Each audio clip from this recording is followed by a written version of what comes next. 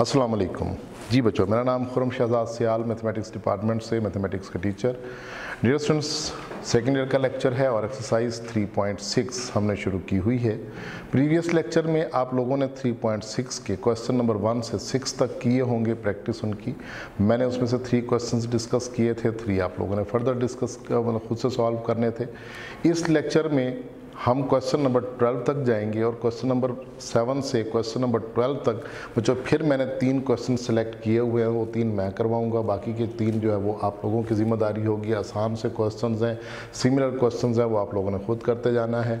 जहाँ पे ज़रूरत होगी वहाँ पे सारे क्वेश्चन भी मुझे खुद करने पड़े तो मैं खुद करूँगा, ठीक है। तो आप लोग मुतमईन रहिएगा। और जैसा कि मैं हर लेक्चर में कह रहा हूँ कि 3.2 के फार्मूलाज अपने सामने रखिएगा और 3.2 को बहुत अच्छे तरीके से आपने तैयार करना है। तो डियर स्टूडेंट्स, इस लेक्चर में हम क्वेश्चन नंबर 8 डिस्कस कर रहे हैं। क्वेश्चन नंबर 8 की स्टेटमेंट है जी मेरे पास 2 to 3 x minus 1 over x whole square d x.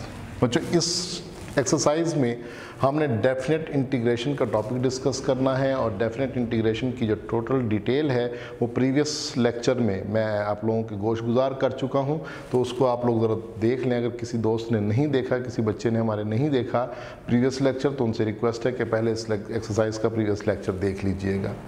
तो डियर स्टूडेंट्स, यहाँ से आगे सिंपल है जी मेरे पास 2 to 3। सबसे पहले मैंने इसका स्क्वायर ओपन करना है, तो ये हो जाएगा a square plus b square minus 2ab जब करेंगे तो माइनस 2dx हो जाएगा।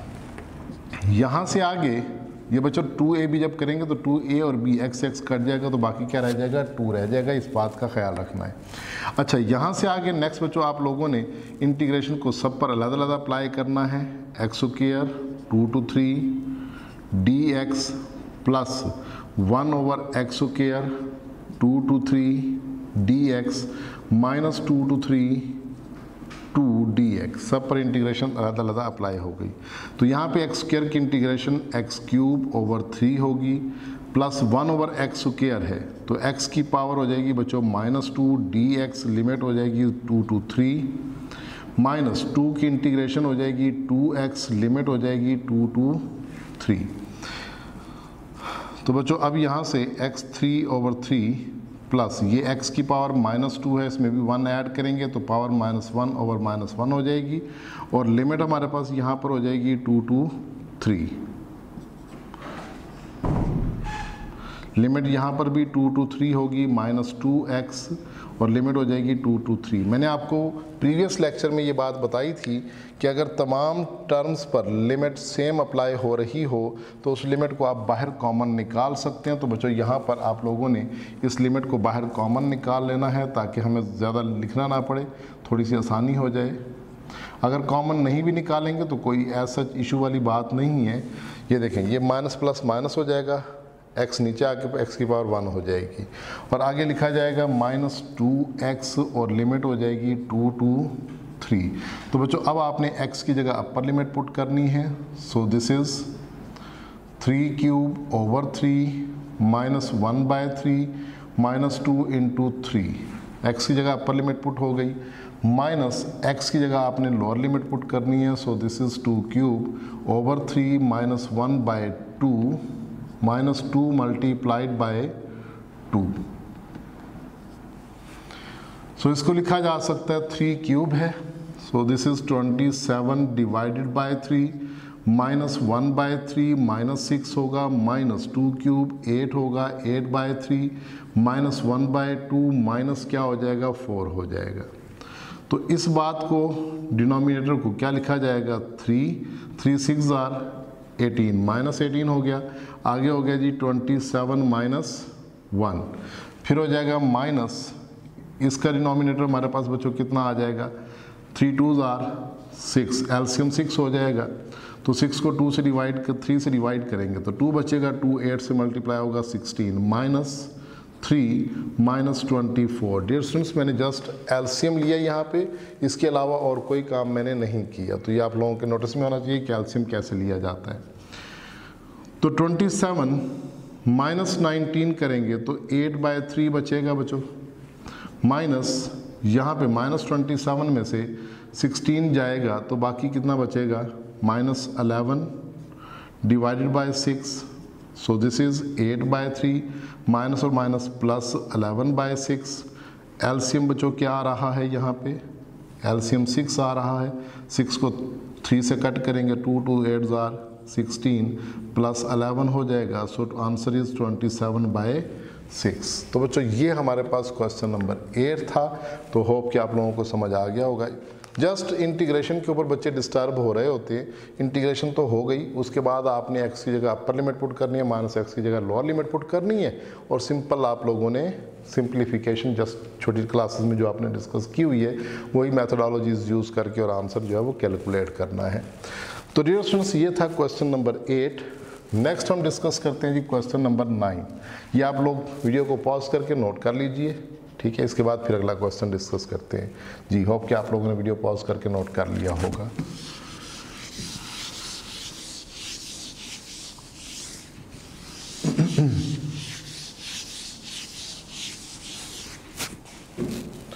जी बच्चों, नेक्स्ट हमारे पास क्वेश्चन नंबर 9 है, और क्वेश्चन नंबर 9 की स्टेटमेंट है -1 to 1 x + 1/2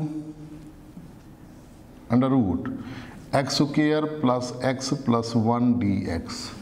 अच्छा, देखने को बड़ा डरावना किस्म का क्वेश्चन लगता है, हो पता नहीं क्या चीज़ आ गई है।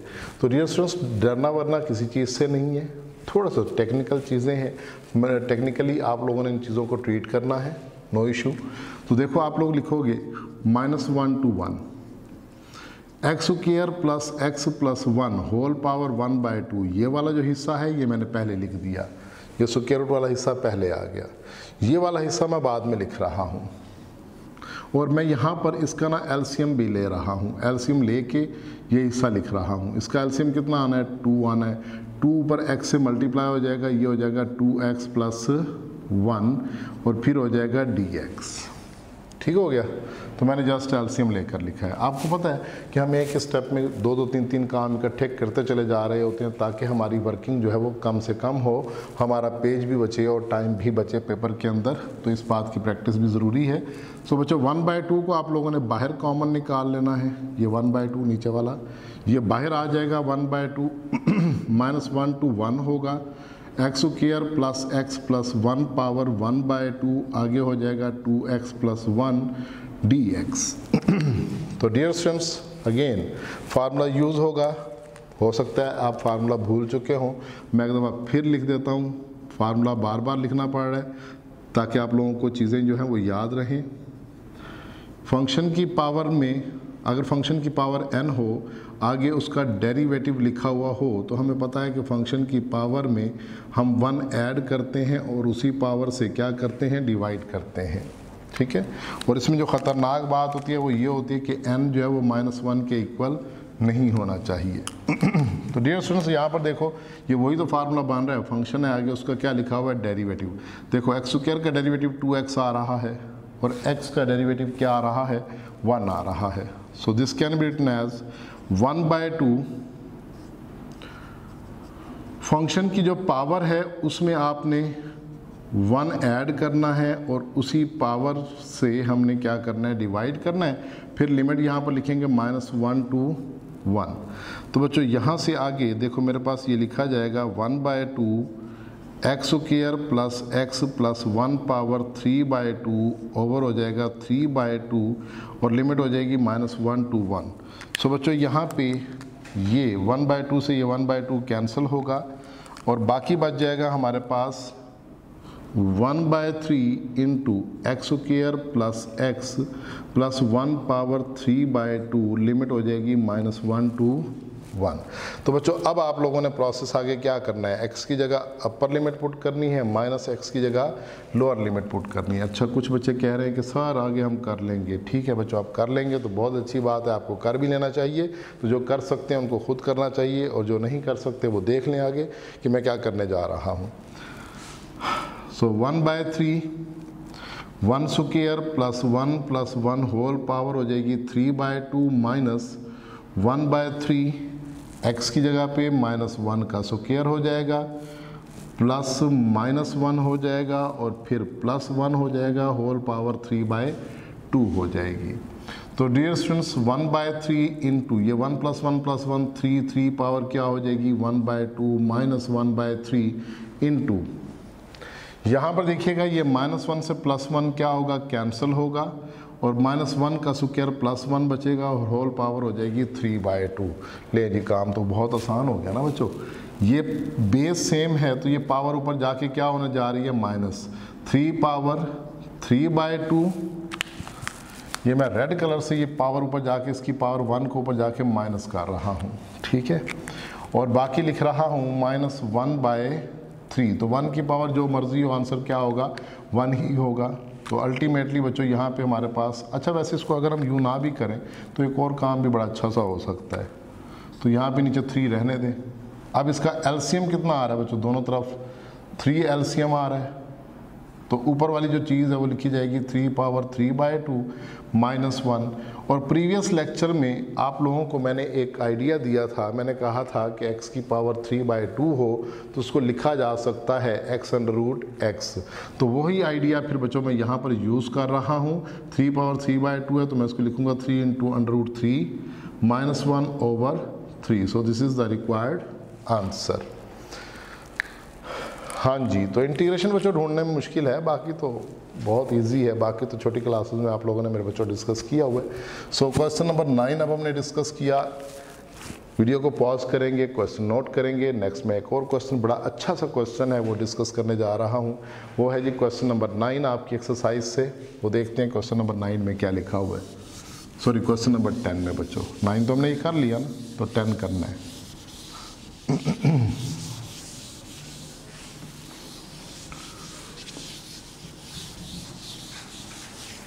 अच्छा क्लास में तो होता है ना कि सर रहने दें, यहाँ तक नोट कर लिया, आगे नोट अभी कर रहे हैं।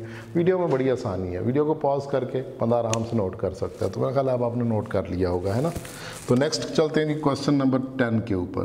तो बच्चों क्वेश्चन नंबर 10 में 0 to 3 1/x² + 9 dx लिखा हुआ है।